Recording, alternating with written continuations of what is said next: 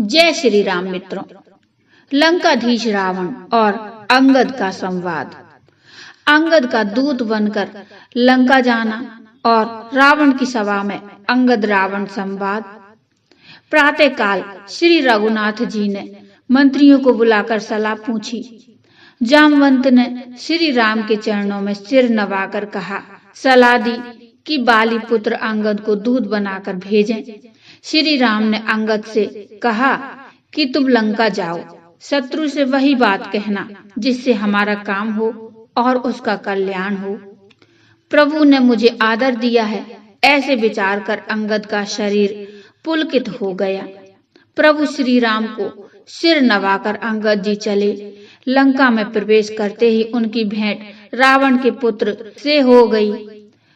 उसने अंगद पर लात उठाई तो अंगद ने पैरों से पकड़कर उसे भूमि पर पटक दिया। यह देखकर नगरवासी यही विचार कर रहे कि क्या यह वही बंदर है जिसने लंका जलाई थी। अंगद जी ने रावण की सभा के द्वार पर जाकर रावण को अपने आने की सूचना दी। रावण ने हंसकर कहा, बुला लाओ, कहाँ का बानर है। बाली पुत्र अंगद सभा में ऐसे गए जैसे मत वाले हाथियों का झुंड चलता है। रावण ने कहा, अरे बंदर, तू कौन है। अंगद ने कहा, मैं श्री राम का दूत हूँ।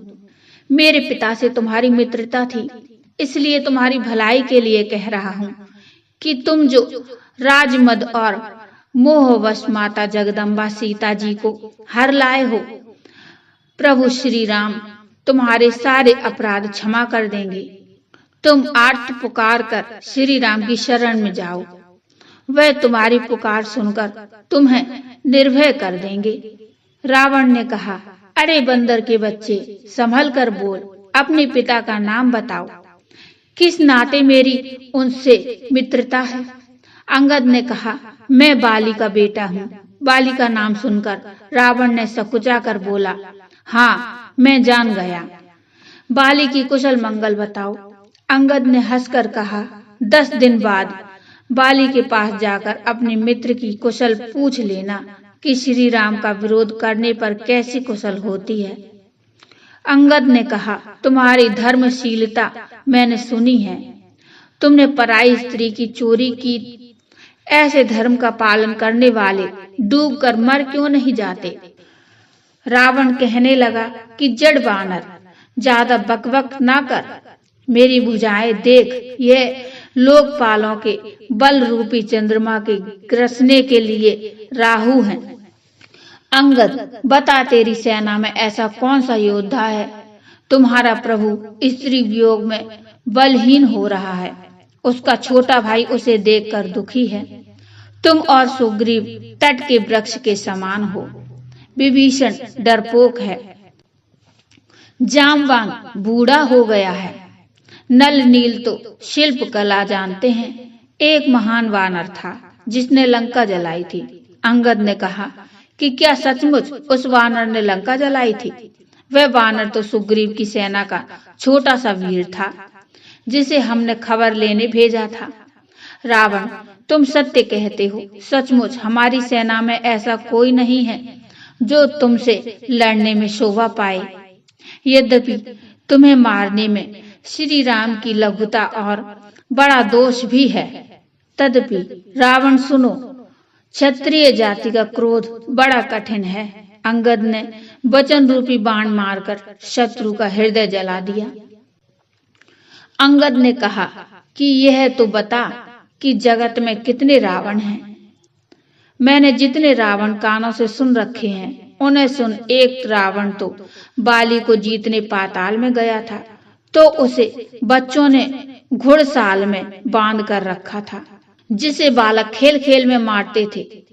बाली को दया आई और उसने उसे छुड़ा दिया। एक रावण को सहस्त्रबाहु ने देखा और विचित्र जंतु समझकर पकड़ लिया, अपने घर ले गया। तब पुलत से मुनि ने उसे छुड़वाया। एक रावण को बाली ने कई दिनों तक अपनी कांख में दबाकर रखा था। बताओ, तुम कौन से रावण हो। रावण ने कहा, मूर्ख सुन, मैं वही रावण हूँ जिसने सिर रूपी कमलों को अपने हाथों से उतारकर अनगिनत बार शिव जी की पूजा की थी। दिग्गज मेरी कठोरता जानते हैं, मेरे चलने से पृथ्वी हिलती है। मैं वही रावण हूँ। कुंभकर्ण मेरा भाई है, इंद्र शत्रु मेघनाद मेरा पुत्र है। मैंने संपूर्ण जड़ चेतना को जीत लिया है। रावण के समान कौन शूरवीर हो सकता है जिसने अपने हाथों से सिर काट काट कर अग्नि में होम कर दिए। स्वयं गौरीपति इसके साक्षी हैं।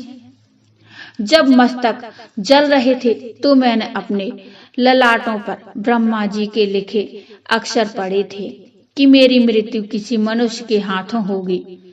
इस बात को जानकर भी मुझे मन में डर नहीं है, क्योंकि मुझे लगता है बूढ़े ब्रह्मा जी की बुद्धि भ्रम में ऐसा लिख दिया होगा।